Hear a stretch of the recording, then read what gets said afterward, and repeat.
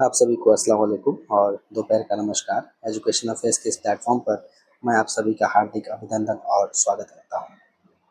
आज हम लोग स्वामी विवेकानंद अ, जी के जो शैक्षिक विचार है उनके विषय में हम लोग विस्तार पूर्वक से चर्चा करने वाले हैं। तो सबसे पहले थोड़ा-सा हम लोग स्वामी विवेकानंद के विषय में समझते हैं कि स्वामी विवेकानंद जिनका मूल नाम नरेंद्र दत्त था और इनका जन्म 12 जनवरी 1863 63 ईस्वी में होता है और यहाँ कोलकाता में इनका जन्म हुआ। और वे क्या थे?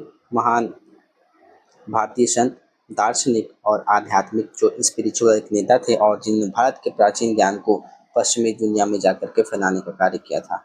और हम लोग सभी लोग जानते हैं इनका 1893 ईस्वी में जो शिकागो सम्मेलन आयोजित किया गया था उसमें विश्व धर्म संसद में अपने ऐतिहासिक भाषण के लिए सबसे ज़्यादा यह जाने जाते हैं। और उनके भाषण की शुरुआत मेरे अमेरिका भाइयों और बहनों से हुई थी और जिसने पूरी दुनिया का ध्यान आकर्षित करने का कार्य किया था। और ऐसे दार्शनिक का जो मृत्यु है 1902 में बहुत ही कम आयु में हो जाता है 4 जुलाई को। और उन्होंने बेलूर मठ में समाधि ली और उनका जीवन और शिक्षाएं आज भी हमारे लाखों लोगों को प्रेरणा देने का कार्य करती हैं। तो आइए देखते हैं और अब इसमें जो लिखित रूप में उसको मैं पढ़ करके समझाने का प्रयास करूँगा कि एक महान स्वामी विवेकानंद क्या है कि एक महान दार्शनिक और आध्यात्मिक गुरु ने शिक्षा को केवल किताबी ज्ञान तक सीमित नहीं माना है बल्कि इसे मानव के सर्वांगीण विकास का एक साधन बताया है। उनका मानना था कि शिक्षा का वास्तविक उद्देश्य मनुष्य के अंदर छिपी हुई पूर्णता को बाहर लाना है। तो यह क्या मानते थे जो स्वामी विवेकानंद जी हैं कि ये जो शिक्षा है उससे क्या हो सकता है? मानव का सर्वांगीण विकास हो सकता है। सर्वांगीण विकास से हमारा मतलब है कि उसमें सामाजिक, आर्थिक, भौतिक, राजनीतिक, नैतिक इस सारे पक्षों का उसमें विकास हो सकता है और शिक्षा ही ऐसा साधन है। और उनका क्या मानना था कि इसका क्या उद्देश्य है शिक्षा का कि जो उसके अंदर छिपी हुई जो टैलेंट है या फिर अंदर छुपी हुई जो उसकी पूर्णता है या फिर उनका जो ज्ञान है उसको बाहर लाना ही शिक्षा का मुख्य उद्देश्य वह मानते थे। और जो उनके शैक्षिक विचार हैं कैसे ऐसे मजबूत राष्ट्र और जो चरित्रवान नागरिकों के निर्माण पर आधारित थे जो प्राचीन भारतीय आदर्शों और आधुनिक ज़रूरतों का सुंदर समन्वय प्रस्तुत करने का कार्य करते हैं। आगे देखते हैं हम लोग जो इनके स्वामी विवेकानंद जी के जो शैक्षिक विचार है उनके विषय में हम लोग विस्तारपूर्वक से चर्चा करेंगे।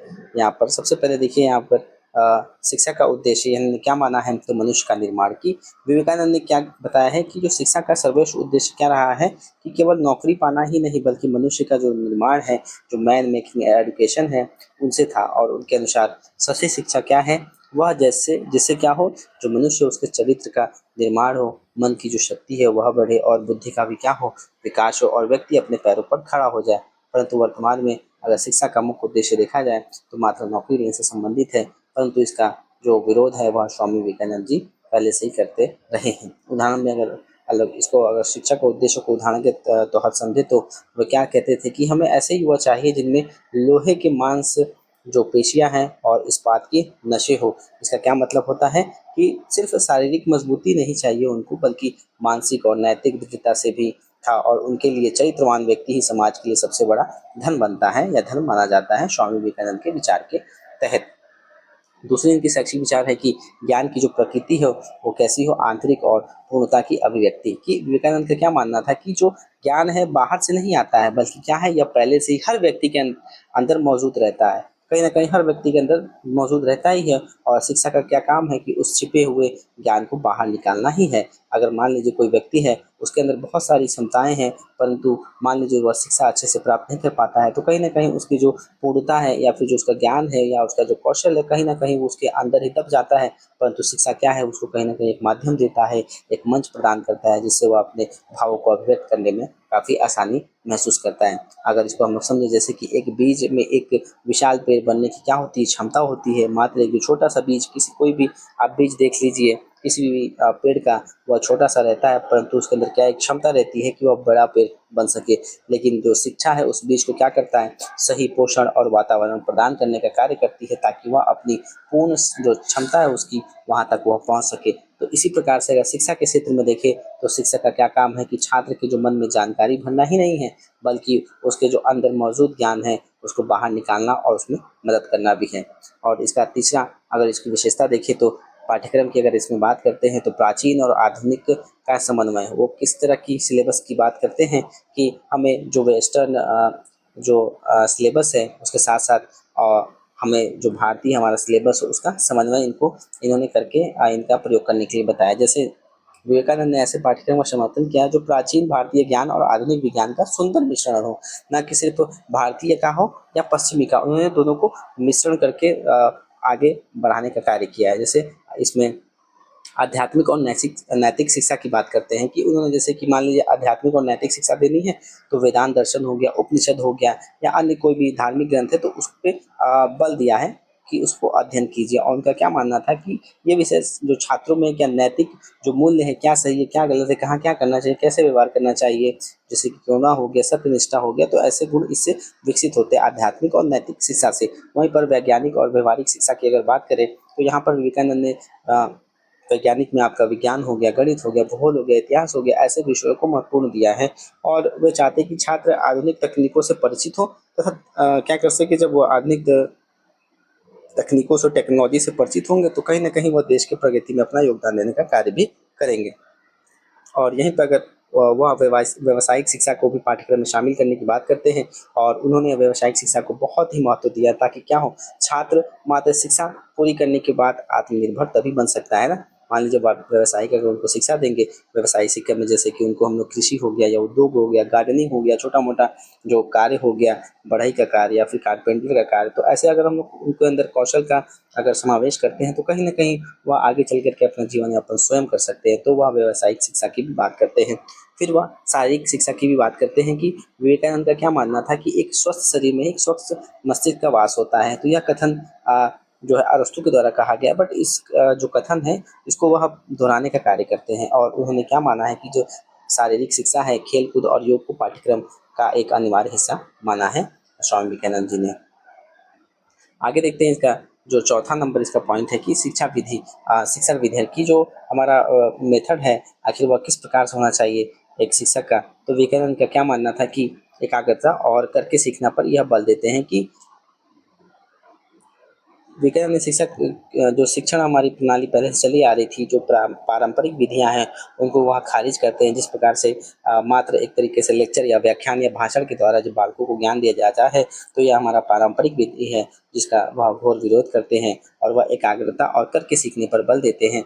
जैसे कि एकाग्रता को अगर हम लोग समझे तो उन्होंने जो एकाग्रता है और उसको सीखने के लिए सबसे महत्वपूर्ण बताया है। और उनका क्या मानना था कि मन की जो शक्ति है को नियंत्रित करना ही क्या है, ज्ञान प्राप्त किया जा सकता है। जब हम लोग मन की शक्ति को नियंत्रित करके ही हम लोग क्या कर सकते हैं, ज्ञान प्राप्त कर सकते हैं। इसका मतलब ये है कि जब हम लोग एकाग्र में रह करके अपने मन मस्तिष्क को अच्छे से अपने तरफ या अपने अनुसार नियंत्रित कर लेंगे कि हमें कब क्या करना चाहिए, कब नहीं करना चाहिए, तो कहीं न कहीं हमको सफलता अवश्य मिलेगी। और उन्होंने योग और ध्यान को एकाग्रता बढ़ाने के लिए आवश्यक माना है कि उन्होंने क्या बताया है, एकाग्रता अगर आपको बढ़ाना है तो योग और जो ध्यान है उसको ज़रूर कीजिए। और उन्होंने करके सीखने पे बल दिया है, लर्निंग बाय डूइंग जिसे हम लोग कहते हैं। और विवेकानंद ने निष्क्रिय होकर सुनने के बजाय क्या बताया है कि बालक सक्रिय होकर के चीज़ों को सीखे ताकि वह देर समय तक उनके मन मस्तिष्क में रहे।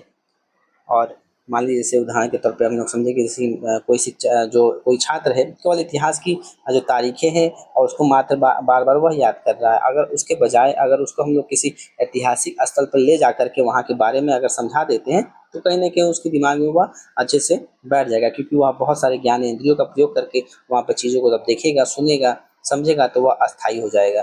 तो इस प्रकार से लर्निंग बाय डूइंग पर दिया जाता है जोर। जैसे कि मान लीजिए हम लोग बिहार के किसी मान लीजिए कि पटना के विषय में बता रहे हैं, ठीक?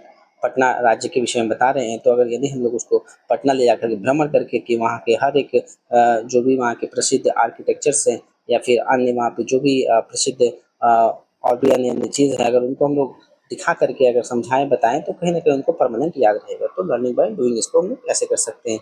और जो इन्होंने गुरु शिष्य जो संबंध है और उन्होंने क्या माना है कि जो प्राचीन गुरुकुल प्रणाली के आदर्शों पर आधारित एक मजबूत गुरु शिष्य जो संबंध पर उन्होंने जोर दिया है। उनका क्या मानना था कि शिक्षक का जीवन स्वयं एक उदाहरण होना चाहिए और वह छात्र का मार्गदर्शन का एक स्रोत होना चाहिए। तो टीचर क्या एक फैसिलिटेटर के तौर पर होना चाहिए और वह कैसा हो, किस प्रकार से हो, तो शिक्षक जो क्या हो, जीवन स्वयं एक उदाहरण दें, मतलब एज अ मॉडल के रूप में बच्चों के सामने प्रस्तुत हो, ताकि बच्चे उनको देख करके आगे बढ़ें और सीखें। फिर उन्होंने जनसाधारण और स्त्री शिक्षा की बात की है कि विवेकानंद का क्या मानना था कि भारत की जो समस्याओं का मूल कारण क्या है, अज्ञानता है। कहीं न कहीं अगर व्यक्ति अपने अधिकारों को, अपने जो नॉलेज है, उन्हें क्या करना चाहिए, उनके कर्तव्य क्या है, जब इन सब से वह परिचित नहीं रहता है, अगर विशेष करके हम लोग इसमें देखें तो समाज के सभी वर्ग, जैसे गरीब हो गए, वंचित हो गए, तथा शिक्षा की जहाँ वकालत की जाती है, जहाँ तक इन सब की पहुँच नहीं हो पाती, तो उन्होंने क्या बताया कि शिक्षित लोगों से आह्वान किया है कि वे अशिक्षित को शिक्षित करने का भी बीड़ा उठाएँ। इसी तरह उन्होंने महिलाओं की भी जो शिक्षा है, उसको राष्ट्र के उत्थान के लिए कहीं न कहीं बहुत ज़्यादा महत्वपूर्ण माना है। और उनका क्या मानना था कि जब तक महिलाएँ शिक्षित नहीं होंगी, तब तक हमारा समाज का विकास नहीं हो सकता है, क्योंकि कहीं न कहीं एक बालक का जो परवरिश है, उसकी माता के द्वारा ही किया जाता है पूर्ण रूप से। यदि बालक जो एक अगर जो माँ है अगर शिक्षित रहेगी, तो कहीं न कहीं अपने बालकों को भी वह उसी प्रकार से शिक्षा देगी और उसका विकास करने में योगदान देगी। और यहीं पे वीडियो समाप्त होता है। आप लोग का बहुत-बहुत धन्यवाद। चैनल को सब्सक्राइब, लाइक, शेयर ज़रूर करें, और मैं अच्छी-अच्छी वीडियोज़ डालने का प्रयास करूँगा, मतलब जो आपके बीएड और एमएड या फिर अन्य जो इम्पोर्टेंट होंगे उनको। Thank you.